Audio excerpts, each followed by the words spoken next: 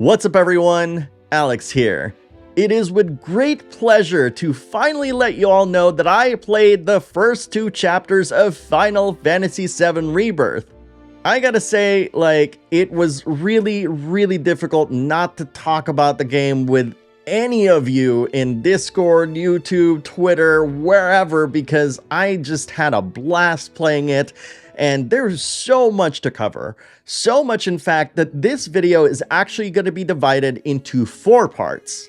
In the first part, we'll be talking about the combat and how it feels in comparison to Final Fantasy VII Remake. Second, we'll check out the Queen's Blood minigame, as well as all of the new and returning systems Rebirth has. Third, we'll take everything we've learned from the previous 2 parts and apply it to the experience of exploring Final Fantasy VII Rebirth's massive open world. And finally, I'll be talking about my thoughts on a couple of story beats without actually describing them too much. But don't worry, if you want to skip that section or any section, there are chapter markers in this video, so feel free to bounce around to sections that interest you the most. Now, before we get started, the developers have kindly asked me to warn you about spoilers in this video, just in case some of you look into things a bit too closely. But trust that I will do my very best to obscure any story beats that you see here. And now, let's talk about Final Fantasy VII Rebirth. To prepare for this, I actually spent time replaying through the entirety of Final Fantasy VII Remake, and when I finally got my chance to play Rebirth, its responsiveness was immediately apparent to me. Some of you asked if previous reports of this increased responsiveness have anything to do with the decision to make Rebirth's combat more action-focused, and there is some truth to that. The director of Final Fantasy VII Rebirth, Naoki Hamaguchi, mentioned that one of the major points his team wanted to focus on was to improve the sequel's action gameplay. This most likely necessitated in ensuring that your inputs are prioritized more than the animation playback themselves, as well as rethinking the types of attacks that would be included in each character's basic combo strings. These become a lot more obvious when you take control of Tifa. Tifa's lightning-fast attacks are present in both games, but her newfound responsiveness is what defines Tifa's playstyle in Rebirth, allowing you to pop in with several fast attacks, quickly dodge, then continue pummeling the enemy with your offensive. There's also Cloud's Punisher style, which was characterized in Remake as powerful, albeit slow. With Rebirth, Cloud's Punisher style combos actually feel slightly faster, but not quite as fast as his Operator style, allowing him to feel more active on the battlefield rather than slowing the pace of his gameplay to a crawl. But if there's any one thing that frustrated me while playing through Remake was how it handled its aerial combat. And thankfully, Rebirth solves this problem by adding a handy jump button, which, when combined with your offensive attacks, makes you feel like you have more control over your character than ever before. A feature that returns by way of Yuffie's Intermission DLC is synergies, which allow 2 characters to perform a special move together. Synergies are divided into 2 categories: synergy skills and synergy abilities. Synergy abilities are attacks wherein 2 party members will team up to deliver a powerful blow. Synergy skills, on the other hand, allow 2 characters to activate useful buffs, debuffs, and special features without consuming other attack abilities. These synergies consume a gauge that can be built up through the repeated use of ATB, and must be built up on both of the characters whose synergies you want to use. The best way that I can describe Final Fantasy VII Rebirth's combat feel is that it brings the responsiveness of character action games and blends it with elements of Final Fantasy VII Remake's combat, creating a combat experience that adds a ton more depth, while still making it easily accessible for traditional turn-based fans. And while making the game more responsive might sound counterintuitive to fans wishing that the games would go back to their turn-based roots, the ability for players to respond even quicker to incoming damage allows Rebirth to empower its players to master its action gameplay rather than focusing on its perceived shortcomings. To that end, Final Fantasy VII Rebirth does have various modes of play that cater to whatever type of player you are. Active mode allows you to play Rebirth just like any action game. My preferred mode, while Classic will automatically string combos for you, allowing you to focus on using commands instead. There are also 3 different difficulty modes available in Rebirth: with a story option that allows players to enjoy the story without fussing too much about the gameplay, the requisite normal mode, which I selected, and dynamic, a difficulty setting unique to Rebirth, which will scale the difficulty depending on how skilled of a player you are. Beyond its combat gameplay, Rebirth has a new minigame and various systems that support the new combat features mentioned prior. Queen's Blood, Rebirth's card-based minigame, combines the positional gameplay of chess and the way you affect your surroundings in Othello, with deck-building gameplay. The goal of Queen's Blood is to score the most points in 2 lanes by alternately playing cards with the highest point totals. But this is complicated by the fact that each card has a minimum pawn cost, which limits where you can place them. Additionally, each card also has a pattern that determines how many pawns it'll add to each tile. So in this case, since the Cactuar was placed here and their pattern is X-shaped, this card added 1 pawn in both of these tiles. And since I played Leverkron in this position in my next turn, thanks to its pattern, it added another pawn into this tile right here. You can even capture an enemy's pawn simply by making sure that your card's pattern overlaps your opponent's pawn. Generally speaking, the higher the pawn cost, the more powerful the card is. The game is then played until the entire board is filled, which actually goes by pretty fast, and the points are tabulated and the winner declared. Okay, admittedly this description might be too much for you to take in right now, as it was for me when I first played it. But looking back at that tutorial and the potential complexity of this minigame, I'd say that Queen's Blood is actually one of the first minigames in Final Fantasy since the Triple Triad that I actually want to play. And as you might expect, you can challenge NPCs as you're exploring the world of Rebirth and win new cards, but you can also buy booster packs at stores if you prefer going that route as well. With the minigame out of the way, we're at my favorite part of RPGs, which is its systems, and there's a lot of fun things to talk about here. Let's first talk about how the weapon upgrade system has changed in Rebirth. The weapon upgrade system has been streamlined and given a few tweaks, doing away with the fancy solar system interface from Remake, which actually saves you a ton of time in the long run. In Rebirth, weapons now have nodes where you'll equip weapon skills too. These nodes are separate from materia slots, and both are represented in your list of weapons. If it almost sounds like they made a mini materia system for the weapons, you're thinking the same thing as I am right now. Each weapon in Rebirth also has a unique ability that you can master, and upon mastering said ability, you'll be able to use it even when you don't have that weapon equipped. I'm thinking this meter below the icon is the weapon proficiency. I should point out that much like Remake, every character has their own weapon level, and you'll earn SP towards that, which will unlock more weapon skills and nodes for all of your weapons.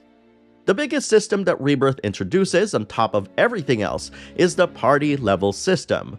By continuing the main story, hanging out with other characters, exploring the world, and doing side quests, you'll earn experience to increase your party's level. And by increasing your party level, you'll gain access to more skills and abilities in a brand new progression system called Folio. Every single character has a different folio, and you'll be spending SP to unlock orange skill nodes. But you can't just unlock cores anywhere in your folio, as you'll have to start from a starting core and work your way around to unlock the ability to see and activate other adjacent cores. And if you messed up your folio, don't worry. You can always reset everything at no cost. I remember encountering this system during my playthrough and literally writing in big bold letters, Sphere Grid, as it reminded me a lot of one of my favorite Final Fantasy progression systems.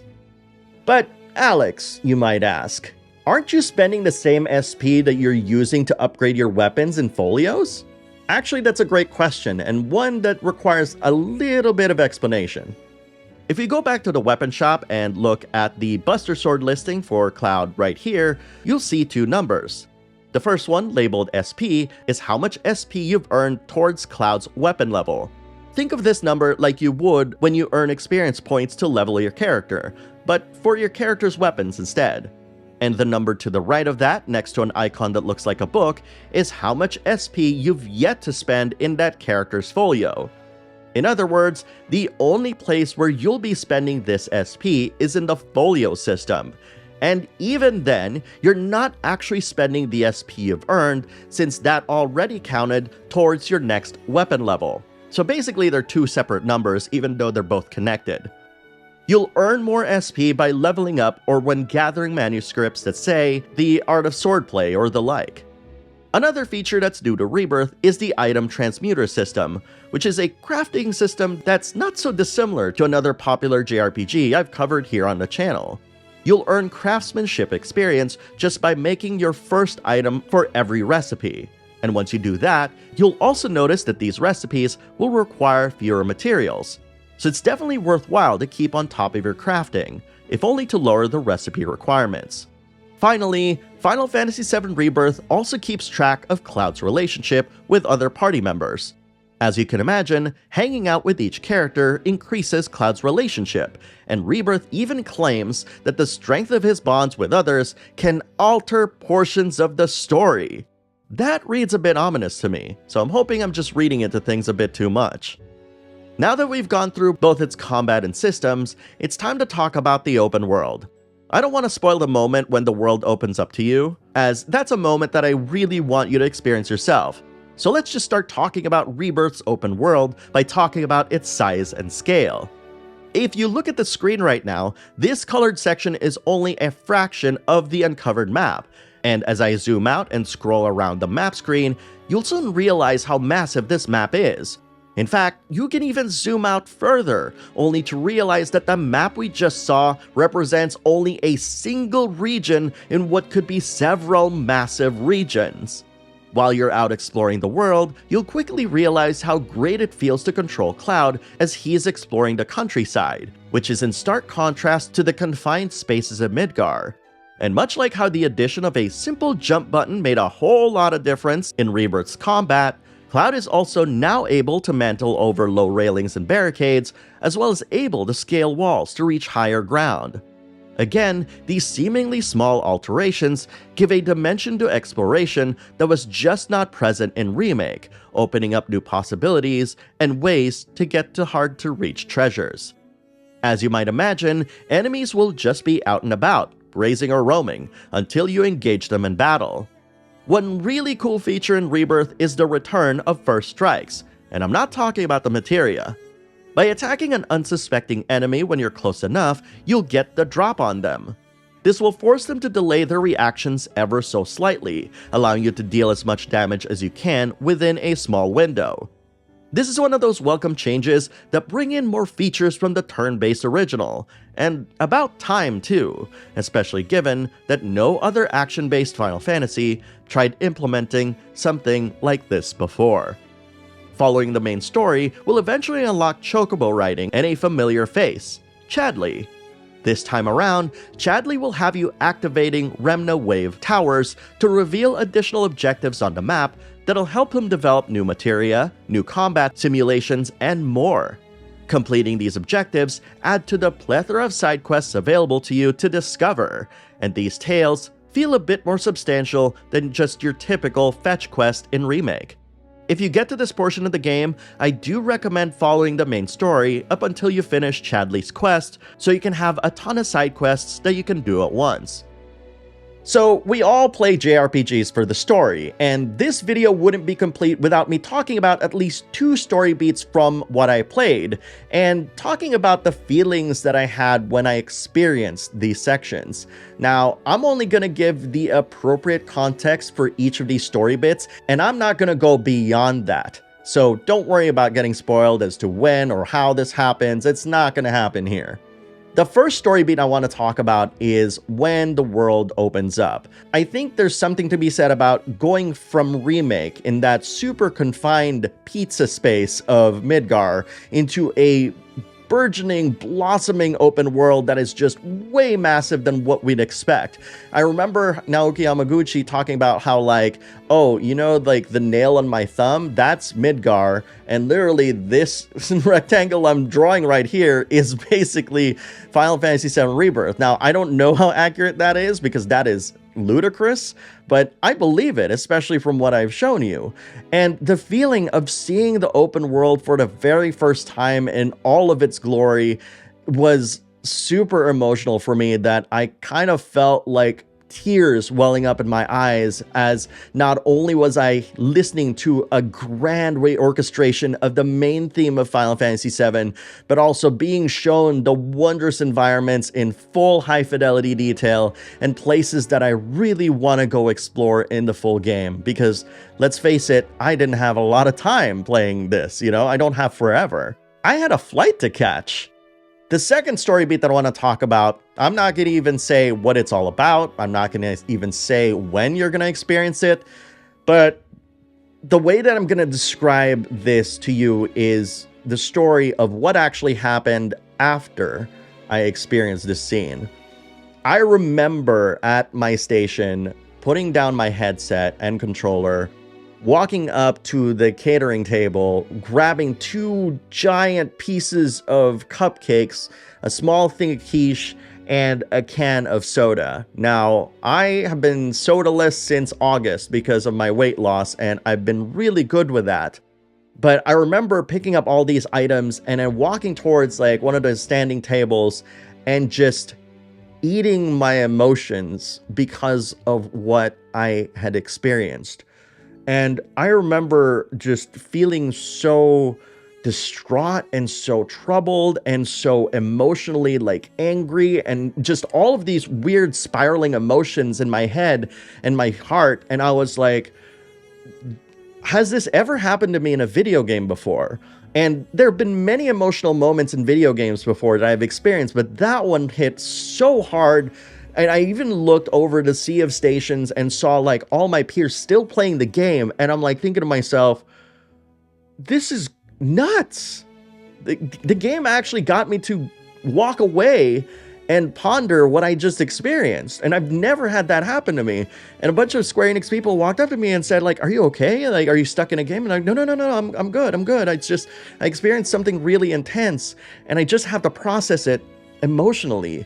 And because I don't know what would have happened if I just kind of pushed through. And I know that, you know, as influencers or like press people, like we're supposed to be like kind of objective and, you know, take for what it is. But I was just so caught unawares that I had to step away. And I remember just like being so enamored by everything that led up to the point that I stepped away from the station.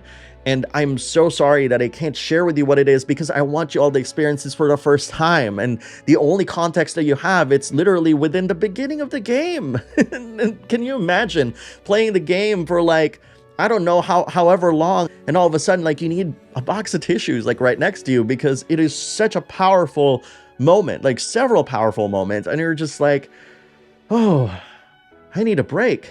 And that's exactly what happened with me in that specific section of the game. And I can't wait to actually hear you all describe the moment of what you felt, not the moment of what happened, but how you felt during that moment when you finally get it. And I bet you that when you get to that part, you're going to know exactly what I'm talking about without even describing a single bit of what happened. Guarantee you. And I'm looking forward to your comments, sharing to me how you felt when you saw that part. My experience with Rebirth's open world immediately tells me that its developers are squarely headed in the right direction, with the possibilities feeling endless once more. And with Remake's twists and turns poised to affect the unfolding events in Rebirth, I think it's clear to say that everyone, both old and new fans alike, are speculating what's going to happen. What's old is certainly new again, but with this uncertainty comes the possibility that the future isn't written and foretold. Either way, this small taste of Final Fantasy VII Rebirth made me super excited for the finished product, and I honestly can't wait to hear your experiences with this game when you start your journey. So after all of that, I want to know how this all sounds to you. Is there anything else that you'd like to know about the game that I may be able to shed a light on? Post your thoughts in the comments below and let's talk about it. And if you don't want to miss any future Final Fantasy or RPG and JRPG coverage, hit that subscribe button. Thank you very much for watching, everyone, and I'll see you in the next video.